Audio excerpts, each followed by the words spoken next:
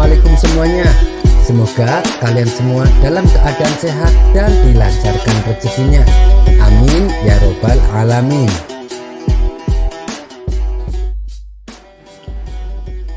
Ada-ada saja ulah Abu Nawas.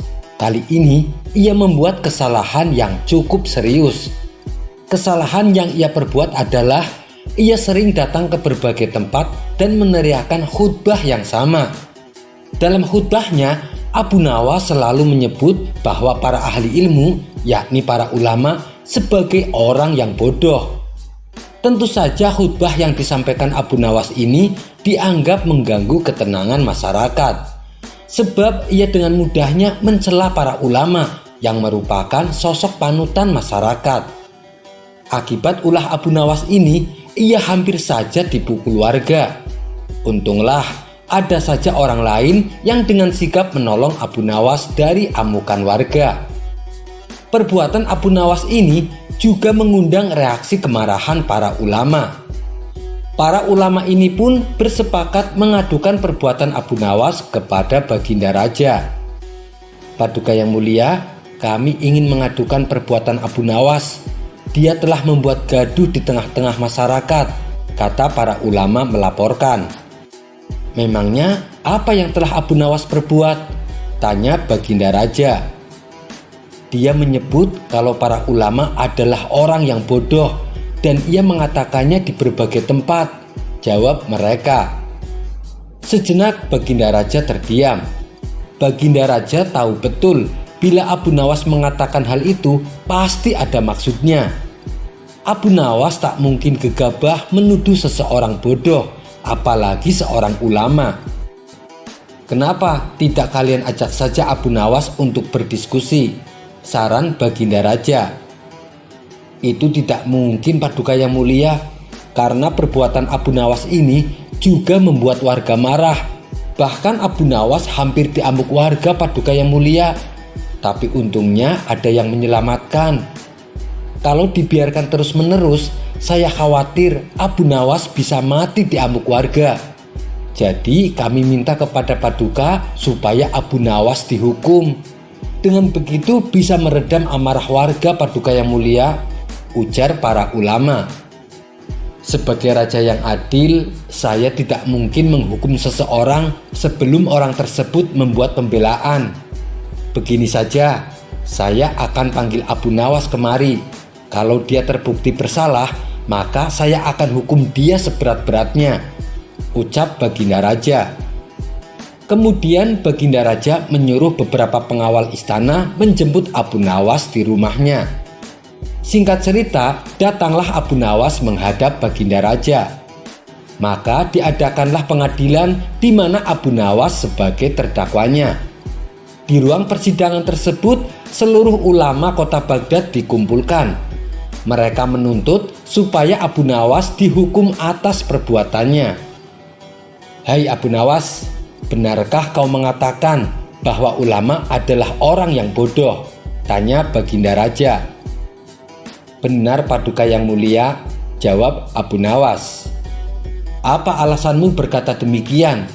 Apa kau tak menyadari perbuatanmu ini mengundang reaksi kemarahan warga dan juga menyakiti hati para ulama, ujar Baginda Raja. Begini, Paduka yang mulia, sebelum saya menjawabnya, bolehkah saya minta beberapa kertas dan pena? Pinta Abu Nawas. Baginda Raja pun mengabulkan permintaan Abu Nawas. Setelah kertas dan pena ia dapatkan, kemudian Abu Nawas membagikannya kepada para ulama yang hadir. Satu persatu dari mereka masing-masing mendapatkan satu kertas dan satu pena.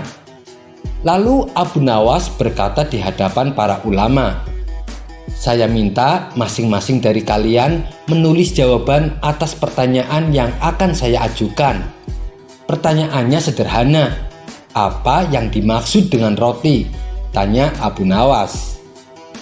Mendengar pertanyaan tersebut, salah satu ulama berkata, maksudmu apa Abu Nawas? Jangan mempermainkan kami. Kau pikir kami anak kecil? Ini tidak ada kaitannya dengan kasusmu, hardik sang ulama. Tapi dengan tenang Abu Nawas menanggapinya. Jangan emosi dulu. Sudah, tulis saja jawabannya. Nanti kalian akan tahu, ujar Abu Nawas. Para ulama ini pun menuruti apa yang diinginkan Abu Nawas. Setelah masing-masing dari mereka menulis jawabannya di kertas, kertas tersebut lalu diminta oleh Abu Nawas dan diberikan kepada Baginda Raja.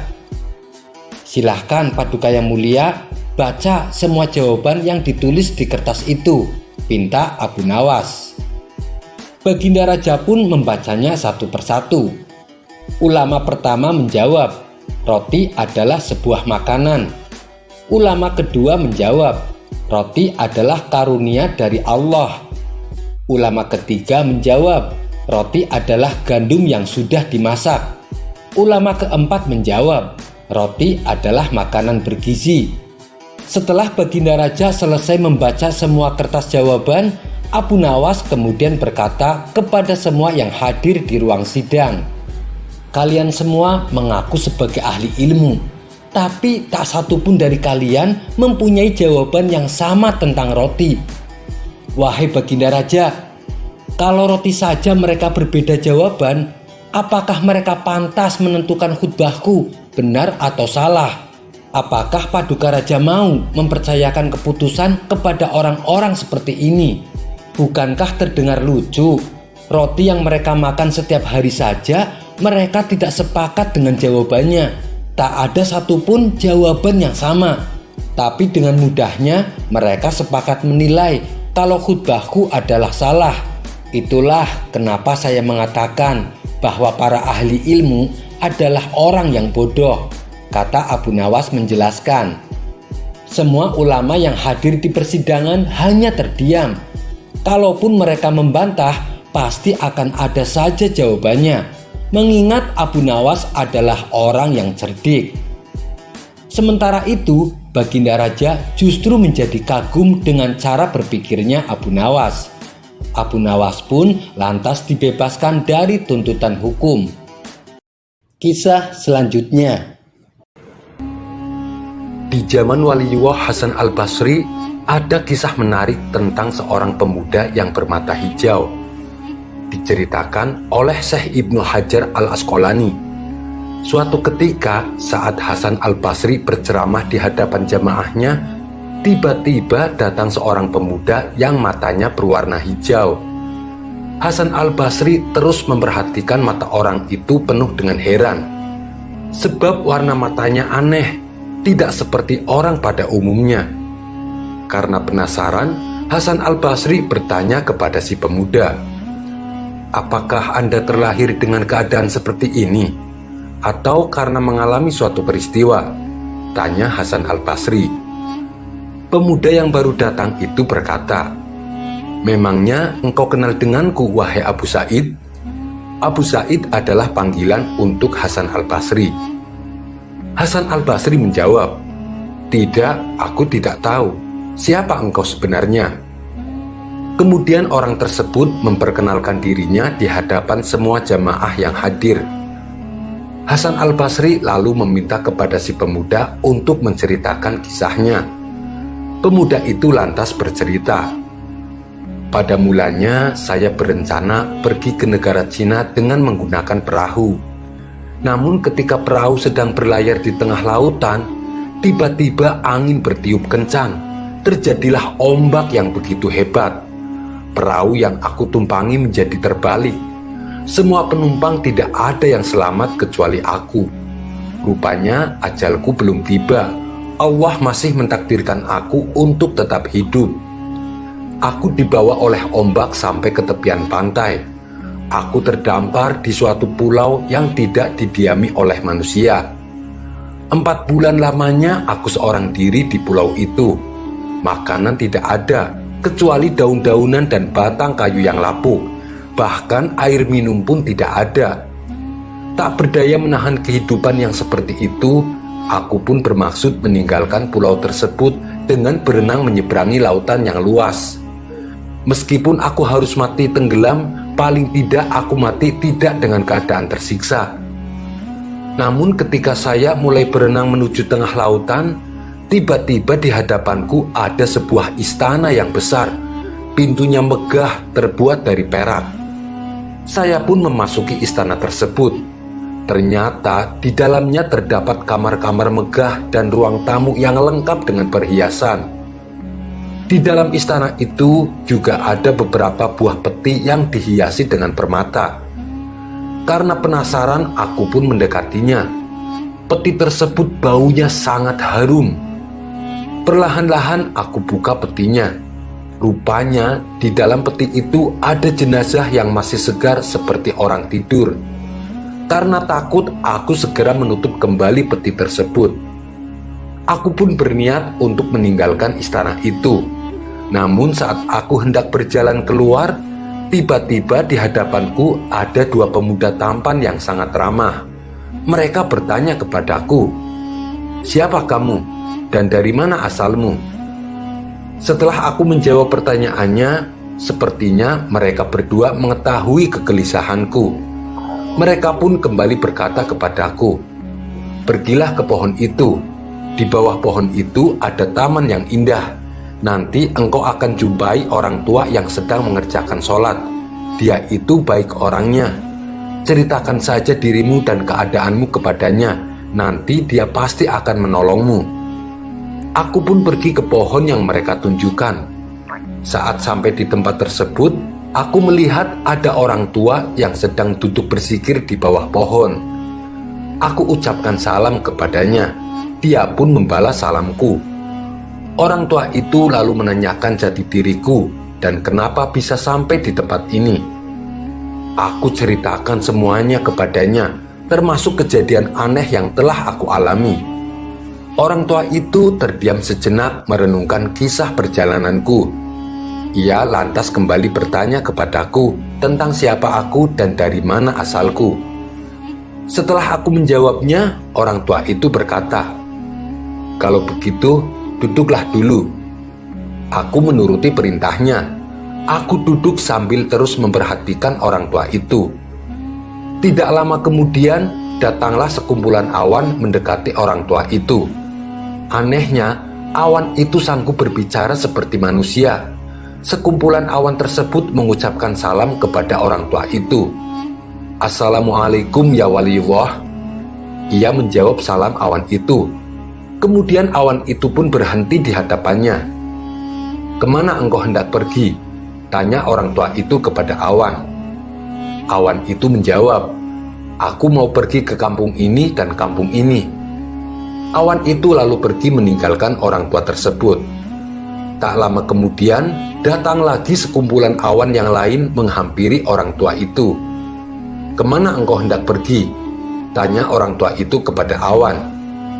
Awan itu menjawab, "Aku mau pergi ke kota Basroh." Orang tua itu kembali berkata, "Kalau begitu, turunlah dulu." Awan itu pun turun dan berhenti di hadapannya. Orang tua itu meminta kepada awan untuk mengantarkanku sampai ke depan rumahnya dengan selamat. Nampaknya awan itu sudah siap untuk membawaku. Namun sebelum berangkat, aku sempat bertanya kepada orang tua itu, "Demi Allah yang telah memuliakan engkau, tolong ceritakan kepadaku apa itu istana tadi, dan siapa dua orang pemuda yang berada di istana, dan siapa engkau sebenarnya?" Orang tua itu menjawab, "Istana yang engkau lihat tadi adalah tempat para syuhada yang meninggal di laut.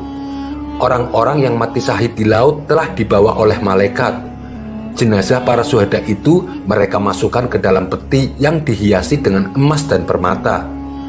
Dan dua orang pemuda tampan yang engkau jumpai tadi, mereka adalah malaikat yang disuruh Allah untuk mengurus para syuhada pada waktu pagi dan petang. Sedangkan aku ini adalah Khidir. Aku dahulu memohon kepada Allah supaya berkumpul dengan umat nabimu, yaitu Nabi Muhammad SAW. Setelah dijelaskan semuanya, aku pun dibawa awan pergi meninggalkan istana dan orang tua tersebut. Sewaktu terbang bersama awan, aku terkejut karena melihat sesuatu yang luar biasa. Oleh sebab itulah, mataku kini menjadi biru seperti ini. Setelah mendengar kisah pemuda itu, Hasan Al-Basri berkata, "Sungguh mengagumkan pengalaman hidupmu, wahai anak muda." Demikianlah kisah pemuda bermata hijau dengan Nabi Khidir. Kisah selanjutnya. Luasnya permukaan bumi yang kita pijak, ternyata masih ada wilayah yang belum diketahui keberadaannya oleh manusia. Ada bumi bagian lain yang keberadaannya masih sangat misteri. Bahkan para ilmuwan dunia pun sampai sekarang belum bisa menemukan. Mereka yang berpendapat demikian berdasarkan kisah seorang pemuda Bani Israel bernama Balukia. Dalam bukunya, Muhammad Ats-Tsalabi mengisahkan, jauh sebelum era kelahiran Nabi Muhammad, ada seorang ahli kitab bernama Isa. Beliau termasuk ulama pada zaman Bani Israel. Kesehariannya selalu ia sibukkan dengan membaca kitab yang berisi kisah-kisah terdahulu. Dari kitab-kitab yang ia baca, Isa menemukan sebuah kisah yang menjelaskan akan adanya Nabi akhir zaman. Dalam kitab tersebut disebutkan ciri-ciri sifat dan nama nabinya. Dialah Muhammad, manusia agung penutup para nabi. Kisah tentang nabi akhir zaman ini lalu ia tulis dalam sebuah lembaran. Dan lembaran tersebut ia sembunyikan pada sebuah peti yang terkunci. Kuncinya dia sembunyikan di tempat yang tidak ada seorang pun tahu. Isa sendiri memiliki seorang putra bernama Balukia. Menjelang wafatnya, Isa berpesan kepada putranya agar kelak nanti menjadi hakim di kalangan Bani Israel. Beberapa tahun kemudian, sepeninggalan Isa, Balukia tumbuh menjadi pemuda yang soleh. Ia pun melaksanakan wasiat sang ayah untuk menjadi seorang hakim. Kecerdasan dan sikap bijak saat menjabat sebagai hakim membuat Balukia sangat dicintai oleh kalangan Bani Israel. Suatu ketika, Balukia menemukan peti terkunci peninggalan ayahnya. Ia bertanya kepada ibunya apa isi dari peti tersebut, namun ibunya menjawab tidak tahu. Karena penasaran, Balukia membongkar kuncinya, dan saat peti tersebut dibuka, ternyata berisi lembaran yang bertuliskan tentang sifat-sifat Nabi akhir zaman. Dari situlah Balukia juga baru mengetahui bahwa Muhammad adalah penutup para nabi. Surga diharamkan bagi para nabi sehingga Muhammad dan umatnya masuk terlebih dahulu. Setelah selesai membacanya, dia bawa lembaran tersebut kepada ulama Bani Israel. Tatkala mereka membacanya, para ulama Bani Israel ini berkata kepada Balukia, "Bagaimana ayahmu mengetahui hal ini, tetapi dia tidak memberitahu kepada kami? Demi Allah, seandainya bukan karena engkau, pasti kuburannya akan kami bakar, karena ayahmu telah menyembunyikan berita tentang Nabi akhir zaman." Rupanya kisah tentang akan adanya Nabi akhir zaman membuat Balukia terobsesi untuk mencari keberadaannya. Balukia pun akhirnya memilih untuk beranjak dari kampungnya. Dia pamit kepada ibunya dan berjanji tidak akan kembali hingga dirinya bertemu dengan Muhammad. Dengan memantapkan keyakinan dan niat tulus, Balukia melangkah tanpa ada petunjuk pasti di mana keberadaan Muhammad. Balukia pun memulai pengembaraannya. Petualangan yang sesungguhnya membuat dirinya menemukan wilayah yang tak pernah terbesit di benaknya. Tempat yang pertama ia jumpai adalah sebuah wilayah yang dihuni oleh ular yang sangat besar. Ular tersebut tak henti-hentinya berzikir, "La ilaha illallah, Muhammadur Rasulullah." Tidak ada Tuhan kecuali Allah dan Muhammad adalah utusannya. Mendengar nama Muhammad disebut, Balukia pun memberanikan diri menghampiri ular besar itu. "Assalamualaikum," ucap Balukia. Sang ular merasa heran dengan kalimat yang diucapkan Balukia. "Kalimat apa itu?" tanya sang ular heran. Balukia menjawab, "Ini adalah kalimat yang diajarkan oleh nenek moyang kami, yaitu Nabi Adam." "Nabi Adam? Siapa itu Nabi Adam?" tanya sang ular kembali. "Nabi Adam adalah manusia pertama yang Allah ciptakan," balas Balukia. "Bagaimana engkau tidak mengetahui Nabi Adam? sedangkan aku mendengar engkau berulang kali menyebut nama Muhammad?" tanya Baluqiyah. Sang ular menjawab, "Sejak pertama aku diciptakan, aku hanya diperintah Allah untuk senantiasa berzikir menyebut nama Allah dan nama Muhammad. Siapa kamu dan dari mana asalmu?" tanya sang ular.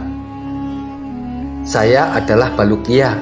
Saya dari golongan Bani Israel," jawab Baluqiyah. "Saya sedang mencari keberadaan Nabi akhir zaman yang bernama Muhammad. Apakah engkau mengetahuinya?" balas Baluqiyah balik bertanya. Namun sang ular tidak menjawab pertanyaan Baluqiyah. Ia malah bercerita tentang tugas yang diberikan oleh Allah, yaitu mengawasi semua ular yang ada di dunia. Sedikit saja ular besar itu lengah, maka semua ular di dunia akan bergerak mengancam kehidupan manusia, ujar sang ular. Karena tidak ada jawaban yang pasti dari sang ular, Baluqiyah pun memutuskan untuk melanjutkan perjalanannya. Perjalanan panjang Baluqiyah membuatnya tak menemukan pemukiman manusia. Pengalaman bertemu ular berukuran besar dan mampu berbicara membuatnya takjub. Namun rasa takjub itu segera dibuangnya jauh-jauh. Dirinya kembali fokus untuk mencari keberadaan Muhammad. Perjalanan panjang dengan sederet keanehan tak berhenti sampai di situ. Baluqiyah menghitung sudah 7 lautan telah dilalui. Dan itu dilaluinya dengan menempuh perjalanan bertahun-tahun. Hingga dirinya pun tiba di suatu wilayah di mana tempat itu terdapat pohon kurma dari emas. Apabila matahari muncul menyinarinya, maka ia mengeluarkan sinar seperti kilat, sehingga tidak ada mata yang mampu untuk melihatnya karena kuat sekali kilauannya.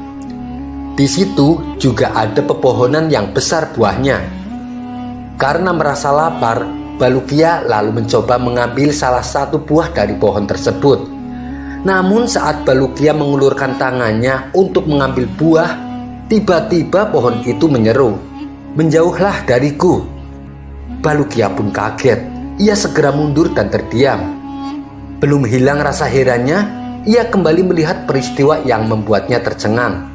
Tiba-tiba ada satu rombongan turun dari langit. Di tangan mereka ada pedang terhunus. Ketika mereka melihat Baluqiyah, salah satu dari mereka berkata, "Bagaimana engkau sampai ke tempat ini?" Sejenak Baluqiyah hanya memandang takjub. Kemudian ia pun menjawab, "Saya dari Bani Israel. Nama saya Baluqiyah." "Lalu kalian siapa?" tanya balik Baluqiyah. Mereka pun menjawab, "Kami adalah kaum jin yang beriman. Asalnya kami berada di langit. Kemudian Allah menurunkan kami ke bumi. Kami diperintahkan untuk memerangi jin kafir di muka bumi ini. Sekarang kami akan memerangi mereka." Keajaiban demi keajaiban dialami Baluqiyah. Namun semua itu tak membuatnya mengurungkan niatnya untuk mencari keberadaan Muhammad. Baluqiyah terus melanjutkan pengembaraannya. Di tengah perjalanan, Baluqiyah dikagetkan dengan sosok makhluk tinggi besar. Tangan kanannya berada di timur, sedangkan tangan kirinya ada di sebelah barat. Mulutnya senantiasa berzikir menyebut nama Allah dan Muhammad. Baluqiyah mendekati dan mengucapkan salam kepadanya. Makhluk itu menjawab salam dan bertanya, "Siapa kamu?" Baluqiyah menjawab, "Aku adalah Baluqiyah. Saya dari golongan Bani Israel. Aku pergi dalam rangka mencari penutup para nabi. Lalu siapakah engkau?" Baluqiyah balik bertanya. Makhluk itu menjawab, "Saya adalah malaikat yang ditugaskan oleh Allah untuk mengurusi gelapnya malam dan terangnya siang." Baluqiyah kembali bertanya, "Apa 2 baris yang ada di keningmu?" Malaikat itu menjawab, "Dalam 2 baris ini tertulis tambahan malam dan siang serta pengurangannya. Aku tidak menahan malam kecuali dengan ukuran yang telah ditentukan." Setelah itu Baluqiyah kembali melanjutkan perjalanannya. Di tengah perjalanan, ia kembali menjumpai sosok makhluk yang tidak kalah besar dengan makhluk yang pertama. Makhluk itu juga senantiasa berzikir menyebut nama Allah dan Muhammad. Baluqiyah mengucapkan salam kepadanya. Makhluk itu pun menjawabnya. Balukia lalu bertanya, "Siapakah engkau?" Makhluk itu menjawab, "Aku adalah malaikat yang ditugaskan menangani angin. Aku tidak akan melepaskan angin kecuali atas izin Allah. Aku juga menggenggam laut. Seandainya tidak demikian, tentu semua yang ada di muka bumi akan binasa." Keanehan demi keanehan, Balukia mencoba terbiasa dengan lingkungan yang dihadapinya. Semangat untuk mencari keberadaan Muhammad sangat menggebu-gebu, hingga akhirnya Balukia tiba di Gunung Qaf.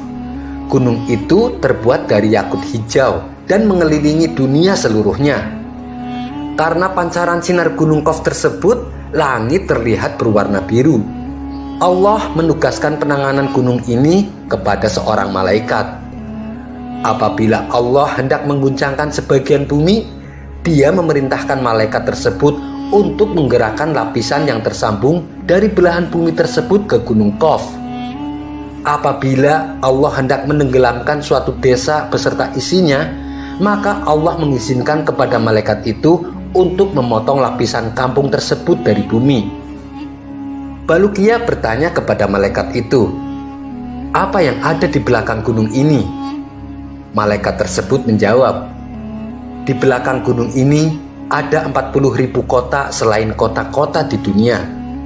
Kota itu terbuat dari emas dan perak. Tidak ada siang dan malam. Penduduknya adalah para malaikat yang tidak pernah lelah bertasbih kepada Allah."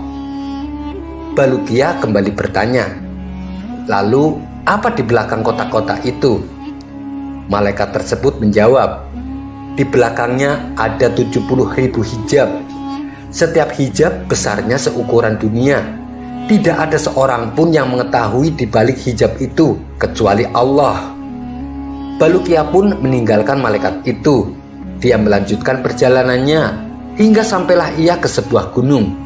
Di sana ada malaikat-malaikat yang rupa mereka seperti kijang. Balukia mengucapkan salam kepada mereka. Mereka pun membalasnya. Balukia lalu bertanya kepada mereka, "Siapa kalian?" Mereka menjawab, "Kami adalah sebagian malaikat Allah. Di sini kami beribadah kepada Allah semenjak kami diciptakan." Balukia kembali bertanya kepada mereka tentang gunung besar yang menghadap kepada mereka yang menyinarkan cahaya seperti matahari. Mereka pun menjawab, "Itu adalah gunung dunia yang terbuat dari emas. Semua logam emas yang ada di bumi bersumber darinya." Kemudian Balukia meninggalkan mereka. Dia melanjutkan perjalanannya hingga sampai ke sebuah laut yang luas. Di sana Balukia kembali menjumpai makhluk yang luar biasa. Makhluk tersebut adalah 2 ikan yang sangat besar. Balukia mengucapkan salam kepada mereka, dan mereka pun membalasnya. Kedua ikan itu bertanya kepada Balukia, "Siapa engkau, hai makhluk Allah?" Balukia menjawab, "Saya Balukia dari Bani Israel. Saya datang dalam rangka mencari Muhammad, penutup para nabi. Apakah kalian memiliki sesuatu yang bisa aku makan?" tanya Balukia. Atas izin Allah, kedua ikan itu memberinya roti kepada Balukia. Balukia pun segera memakannya. Kemudian Balukia melanjutkan perjalanannya. Kini ia sampai di sebuah wilayah yang dihuni oleh seekor burung yang sangat besar. Burung tersebut memiliki bentuk yang sangat indah. Keindahannya tidak pernah dilihat oleh mata. Burung itu bertengger di atas sebuah pohon, di mana di bawahnya terdapat hidangan berupa ikan panggang. Balukia mendekati burung tersebut. Ia mengucapkan salam dan bertanya, "Siapa engkau?" Burung itu menjawab, "Aku adalah salah satu malaikat yang ada di surga. Aku diutus oleh Allah mengirim hidangan ikan panggang ini kepada Adam dan Hawa ketika keduanya baru berkumpul di Gunung Arafah. Setelah Adam dan Hawa menyantap hidangan ini, lalu Allah menyuruhku untuk meletakkan hidangan tersebut di sini, dan aku berdiam diri di dekatnya hingga hari kiamat. Allah juga memerintahkanku untuk memberikan hidangan ini kepada orang yang datang kemari." Maka Balukia pun memakan hidangan tersebut. Akan tetapi tak sedikit pun hidangan itu berkurang.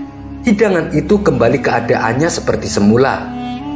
Karena merasa heran, Balukia lalu bertanya perihal hidangan yang dimakannya. Burung tersebut menjelaskan, sesungguhnya makanan dunia akan berkurang dan berubah apabila dimakan ataupun didiamkan. Sementara makanan surga tidak akan pernah berkurang dan berubah sedikit pun.